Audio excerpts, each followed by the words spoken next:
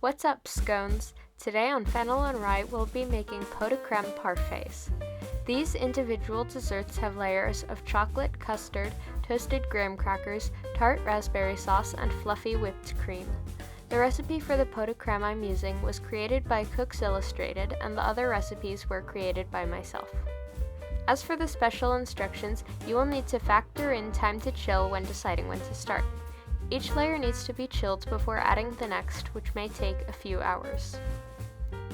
Now let's get started.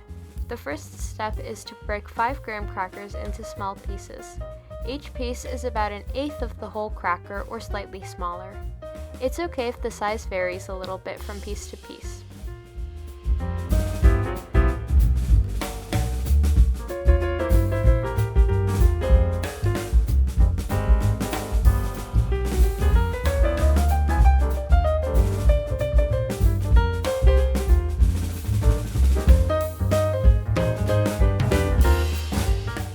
Then add in the melted butter and stir gently with a spoon until the crackers are all evenly coated. This will help them crisp without becoming too dry. Next, put the crackers on a foil-lined tray and spread them out into a single layer and toast for about 6 minutes or until the crackers are brown and smell toasty but not burnt.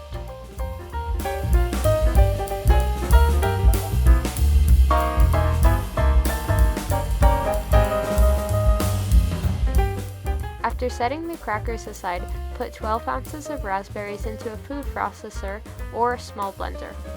This is about 2 small cartons. Blend until there are no chunks of raspberry left. You can also do this by hand, but it will get pretty messy. Pour this puree through a fine mesh sieve to get rid of the seeds and push it around with a spatula or a spoon to make sure no juice is left behind.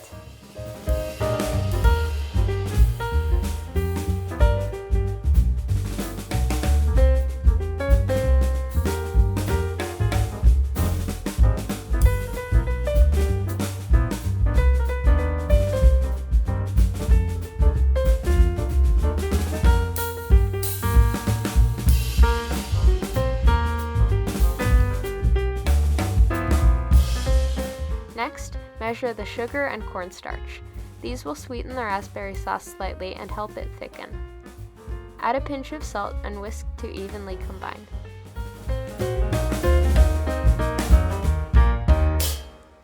Pour this mixture into the strained raspberry puree and whisk it in. You can also add a tablespoon of lemon juice to brighten up the flavor. Then put this mixture into a small saucepan and cook it over low heat until it's reduced by about half and slightly thickened. It will also thicken as it cools, so don't go too far.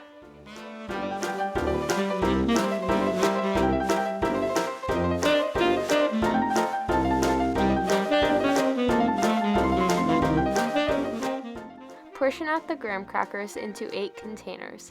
I'm using stemless wine glasses, but you can also use mason jars or any other glass container. Then pour about 3 tablespoons of the raspberry sauce into each wine glass. It should just about cover the graham crackers, though some pieces might stick out. Put these in the refrigerator to chill.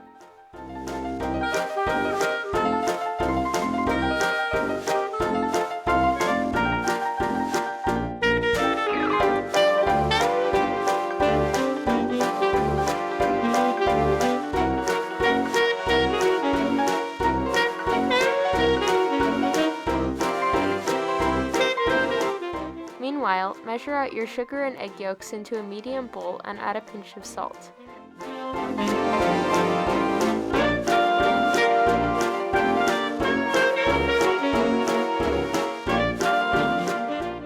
Whisk until everything is evenly combined.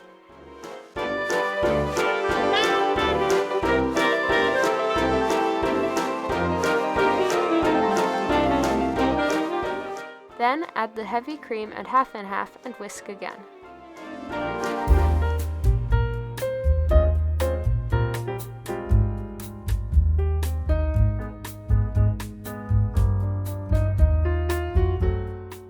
Pour this custard mixture into a saucepan and set aside. Chop your bittersweet chocolate into small pieces and put it in the medium bowl, which should now be empty. Then cook the custard over medium-low heat. Make sure to constantly stir it and scrape the sides and bottom with a wooden spoon so that there are no lumps. Once the mixture is between 175 and 180 degrees Fahrenheit, which should take about 8 to 12 minutes, immediately take it off the heat.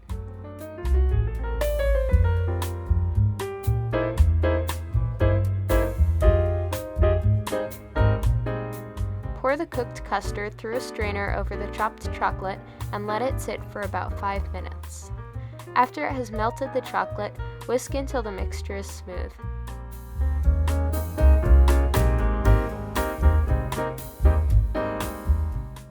Add in the vanilla extract and, if you want, add half a teaspoon of espresso powder mixed with a tablespoon of water.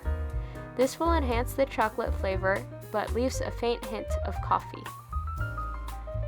Take 4 of the wine glasses out of the refrigerator and pour in the chocolate mixture, and put them immediately back into the fridge so that the chocolate doesn't melt the raspberry sauce and mix in.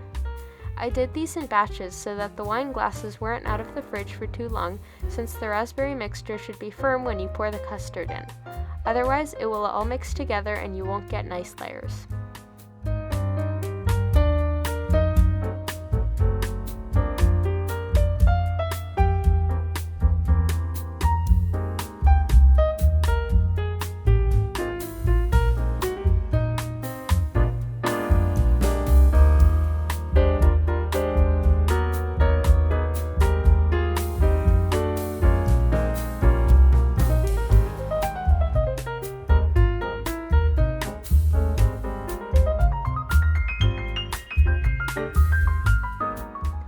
Let the parfaits chill in the fridge until 20 minutes before you're ready to serve them.